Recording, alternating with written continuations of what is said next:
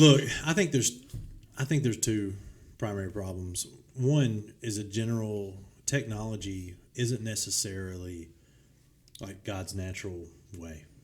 Like we sometimes create things that may or may not be within God's way. In fact, it's very interesting. The Amish, we think the Amish just automatically do no technology, but when new technology is created, what the Amish do as a community is they get together and they actually think about the technology that's being created and they determine if it would be useful for them or if it would be detrimental to their community. And that's why they decide on some things. You'll go to the Amish and they'll have some things like they might still have like I see they have saws, things of that nature's there, but they won't have cars.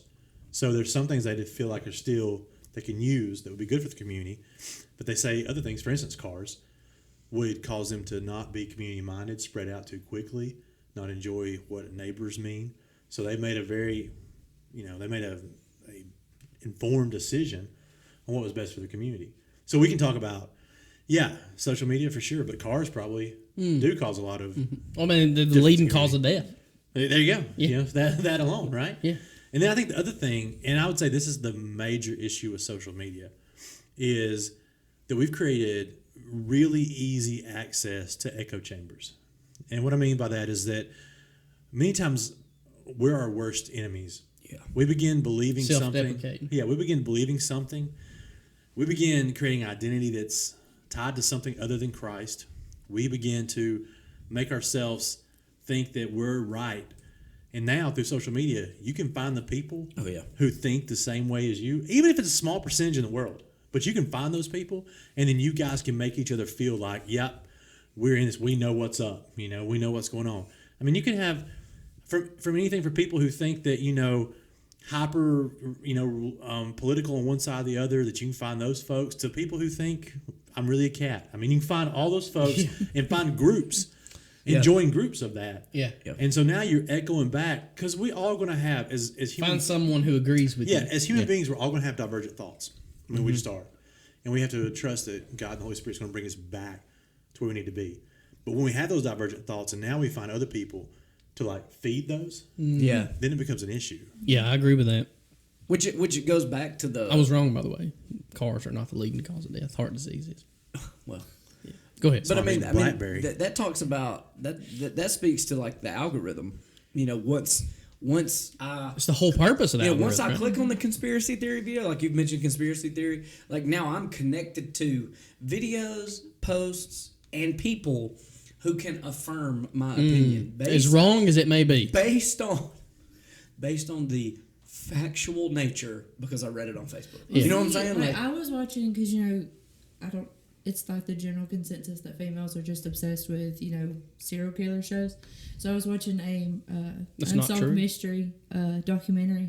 I mean, I love Dateline. And so, but that's what the thing was saying, was because it was about this cult, and all these people were getting connected to it, because if you watch one video, and they had a guy that used to work for YouTube that was that's the whole purpose of the algorithm. Once you click on it, our purpose is to bring another video just like that, and to keep feeding you those videos. So if you watch it one time, then it's going to be your next recommended video is the same exact thing. So you're just keep getting that filtered in. Well, it's interesting you bring up cults, because you look at David Koresh and Waco and even Jim Jones, the people in that cult, they were lawyers, they were professors, very smart, intelligent people. So it's not like they're just a bunch of dummies out there. So something. I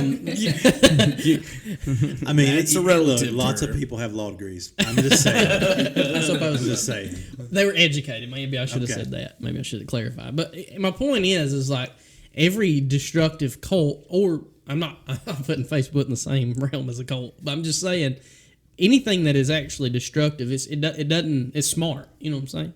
And it's very structured, and that's why David Koresh had success. And if you argue that the algorithms of Facebook, Instagram, all that, there is a tremendous amount of intelligence that goes into that, And I don't know.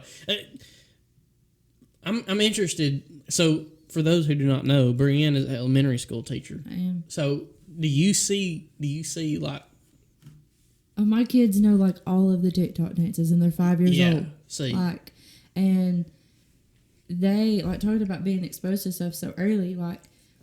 my kids, even because I teach kindergarten, so I have 5 and 6 year olds, and like around, well, not even around Halloween, even now, like they'll be outside on the playground playing Pennywise, and I'm like, how do you know what this stuff is? Wait, what game? Pennywise, like they're Pennywise playing the it. Wait, what? The clown. all float down here. It, the clown, the Stephen See, King. I don't even know that. Like, I don't So, even know. like, they're playing Pennywise on the Why are playground. they playing this? And I'm They're like, 5, right? guys, no, we're not playing the one because like I hate that. Like he's probably laughing because I'm terrified of this. I'm terrified of this clown. And I'm like, we are not playing this on the playground. This is not appropriate. And like, I like back at Halloween, like I had a group of kids sitting at a table and they're like, yeah, you know Chucky? And they're like, yeah. Chucky is so scary. I'm like, How I old are didn't these even, kids? They're 5? 5. Yeah. Yeah. They're like, Chucky is so scary. But But there was one sliver of hope, you know, because I had one little boy. He was like, yeah, man, Chuck E. Cheese, he's so scary. I'm like, bless you, Lord. Thank you, Lord. I mean, that he is kind of. Yeah. My kids were talking this week. My daughter was talking about how Chuck E. Cheese is a little creepy. Yeah, I mean, how is that I can place see still in Yeah. business? Like Those there's don't know. animatronics, like God, that pizza's And so like- Chuck E. good. Cheese still exists. Yeah. Like, how? Like, COVID didn't even shut them down. They like, how many times reckon? I mean, again, how many times they file for bankruptcy?